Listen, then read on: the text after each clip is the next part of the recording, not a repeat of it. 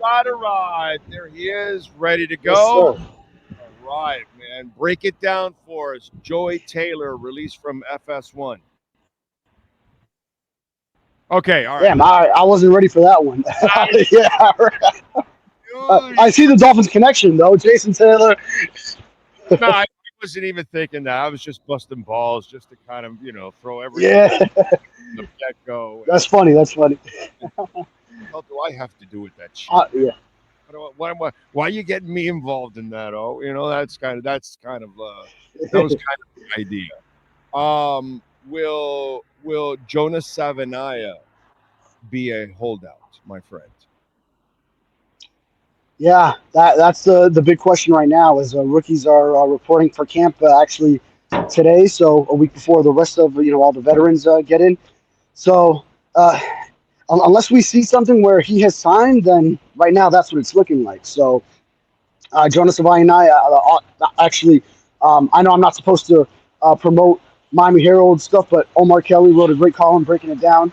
If you want to check that out on why he is a potential holdout, looking for some guaranteed money as a second rounder, which we all know first rounders are getting that guaranteed money, and No, it's kind of been no, the he's all guaranteed, fully what's guaranteed. that? Right. For the full guarantees for second rounders, which a couple of guys had been getting this class, and kind of NFL players are trying to go in that direction when it's already a thing in other leagues, but not for NFL players, just kind of because of the culture of the way contract negotiations have gone. So Jonas Savai and I are one of the guys trying to clearly make that happen, change that path for NFL players. So give them credit that, and now the Dolphins will have some decisions to make, and obviously it's coming down to the wire here on report day. Well, so here's the thing: when situation, and for those of you that don't know, the thing is the 33rd and 34th picks in the second round signed guaranteed deals. The first and second picks, and by the way, it was the Browns and the Texans, and I'm really getting pissed off at the Browns because they're the asshole who gave a quarterback a fully contract. And because they're so desperate to win, now they do this along with the Texans, and they kind of really screw the entire NFL because nobody was giving fully guaranteed contracts in the second round. All of a sudden, these two guys get the fully guaranteed, and like always, the Browns are always in the middle, bro. I mean, by the way, what's the color of a turd? Okay. Anyway, Oh, Brown. yeah, I mean, and I thought Brown could do something for you. This is not doing anything for anybody here. And so when I look at this situation, it's not a Dolphins thing. Now it's become a league thing. It's really an overall problem for the league right now. And yeah, the Dolphins are part of it. Now 30 others are involved with the Dolphins. Yeah, well, and then I'll also give you this: the Browns were the ones who gave Deshaun Watson all those guarantees in his contract, and then no one followed suit after that. It wasn't like anyone said, "Okay, yep, that's the new norm." Everyone was like, "All right, that was you guys. We're not doing that." You know what happened there, right? What happened there was he's full of trouble, and Yeah. so all of a sudden you're like, bro, you gave that, and yeah, no, we're not doing that, and so that kind of gave everybody the freedom to get away from that shit.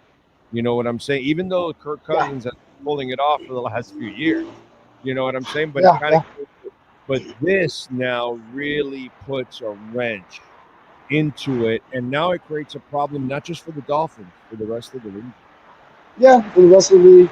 And I mean, it's just interesting. What is right? What should it be? Like the same way with NIL in college, and right now we're going through the Teddy Bridgewater thing of him giving his high school players benefits.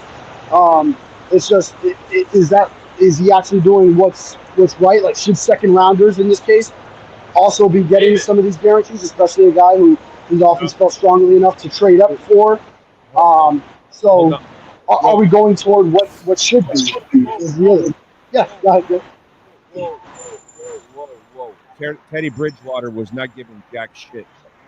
Teddy Bridgewater was giving an Uber ride, a massage.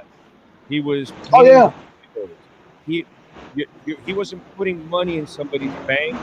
He wasn't taking them on a boating trip. yeah. He wasn't Uh-huh. buying a car. He wasn't giving a dad a job. Those are not benefits. Okay, he was a lot helping these kids survive, bro. You know what I'm saying? Apples and oranges. Let's not do this to Teddy Bridgewater, bro. It's not Oh even. no, no. That's what I'm saying. Is like,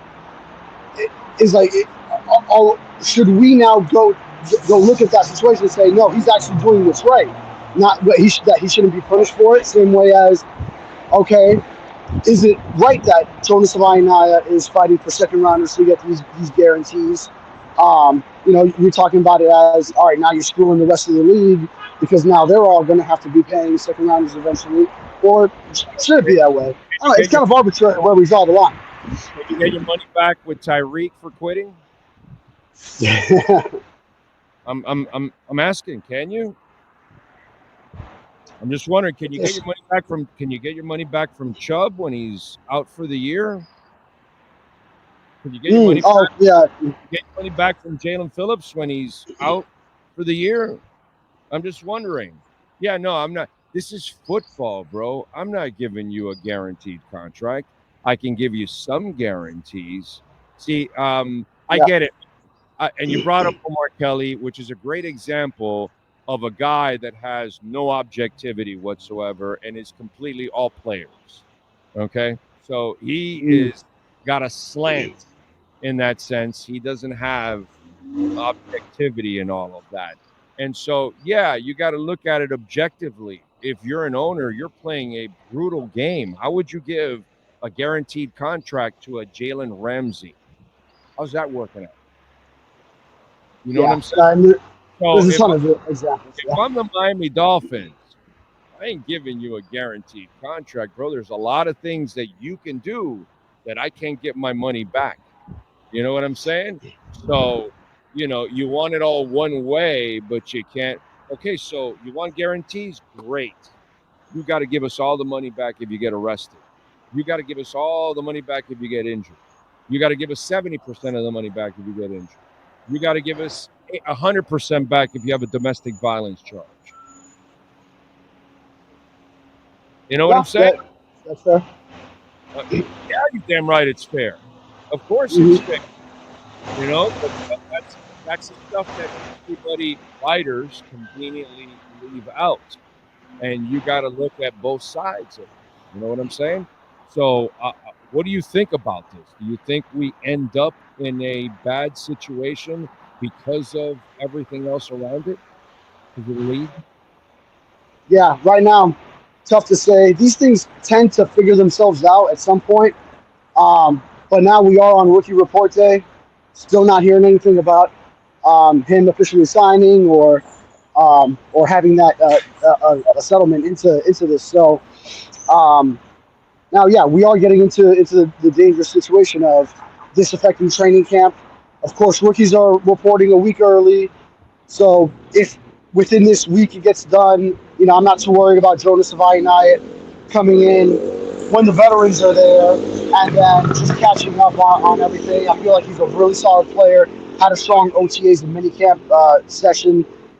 So I would trust him to get caught up and everything. But if it really gets deep into training camp, then that's when you start to worry for a rookie who's going to play a big part because you want him to be a starter and you want him to be someone who uh, brings that new physicality presence that you're trying to incorporate into this new look Dolphins team for 2025 with him, James Daniels at the two guards, trying to run the ball more physically to establish that in your offense.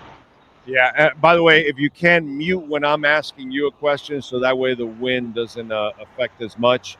And you make a great point. And this is where the Dolphins are in a brutal situation because. But here's the tricky part of this question.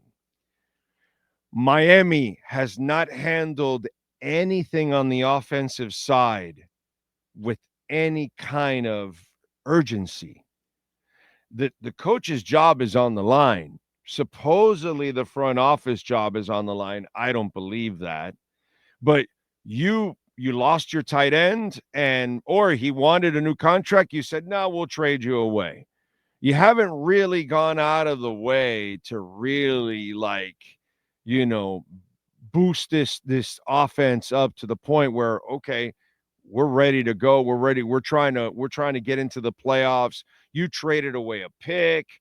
I mean, you've done things that like didn't make sense, that you had urgency. And to lose your most consistent pass catcher and not replace him and get a 33-year-old guy that was out of football and clearly not necessarily mentally right at times, that's crazy.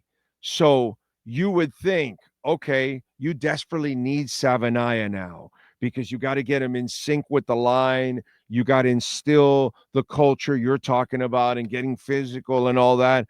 But you've shown no urgency whatsoever this year, like your jobs are on the line. So who's to say you're going to show urgency to bring Savanaya in and give in to the demands of a fully guaranteed contract? I almost feel like they're going to play hardball here because that's kind of what he's done all year, all offseason. He hasn't there's been no urgency this offseason when it comes to personnel decisions. Yeah, or it's more so. I think just putting your foot down. We're not going to make the same mistakes as far as um, placating everyone, meeting everyone's demands as previous off seasons, like where it was for last year. You re-signed Jalen Waddle. You gave Tua his contract extension. Tyreek Hill came around and said, "I want my guarantees added to my years." Jalen Ramsey gave him his contract extension. Uh, they're not appeasing everyone anymore. So I think we saw that with the Johnny Smith situation, how it played out. They took a hard stance there. So that is kind of the new mindset in the front office of Chris Greer, Brandon Shore. When it comes to the money, they're not messing around anymore. They're not appeasing everyone. So I could see a hard stance based on this new norm that they're setting. Again, nothing on the cornerback front. I don't think. Listen, I talked about it last week. I'm hearing that they want $4, $5, $6, $7 million. They want way too much money, and so that's why nobody pretty much is signing any of these guys that are available. They all want way too much money. That's what I'm hearing. Yeah, that tracks. So that's why it's coming down to this final week, which is wild to me. But all along, the Dolphins have said that they are still looking into that cornerback market. I mean, when we talk about the first wave of free agency pass at owners' meetings, that's what Mike McDaniel said, is that, well, there's still some good cornerbacks out there available. Um, when it came down to the draft, and then we saw that they didn't go Will Johnson or Jahdae Barron at the top of the draft, they continued to say, well, what we're seeing is that there are still good cornerbacks available in the market. So you keep it going. You get to OTAs and minicamp, and there's still not that other cornerback, and you're still hearing, okay, well, we know those cornerbacks are out there, and the same ones were still out there. But it shocks what you're saying, that they want more money for what they are right now, either at the stage in their career or in Asante Samuel's case, he's younger, but he's got the neck issue, which is very dangerous for a team to bring in. So, yeah, for different reasons, all of them there are concerns surrounding any one of these guys, whether it was Will Douglas, also Stephon Gilmore, James Bradbury. Those are some of the top guys I'm still looking at that are still out there. So, yeah, and then now we're within a week before a veterans report, and we still don't have that signing. So now it even becomes the question of, will they bring in one of these before training camp, or is it just now we're going to really check what we got, and then if it's as bad as maybe everyone else on the outside thinks, I know internally they're trying to believe in what they do have, but then maybe they go and sign one of them if it's really starting to show that it's as bad as everyone else believes it will be. There. What do you got going on in the Sentinel there, workout boy? That's why I get my steps in before I hit a workout class. I realized I scheduled that way too close to our segment, so I had to get on the move.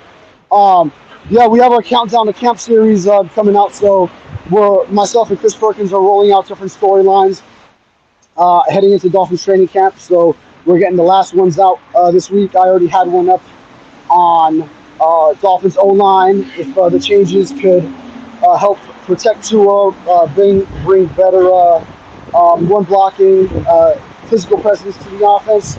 Got another one coming out on if Tyreek Hill and Jalen Waddle can return to getting the ball consistently in this offense. So that'll be coming out also later this week. All right, good stuff. Follow him on Twitter at David Furones _ and catch his work there at the South Florida Sun Sentinel. As always, my brother, thank you. We will catch up on Friday, my friend, and it'll be at 10:30. Remember that.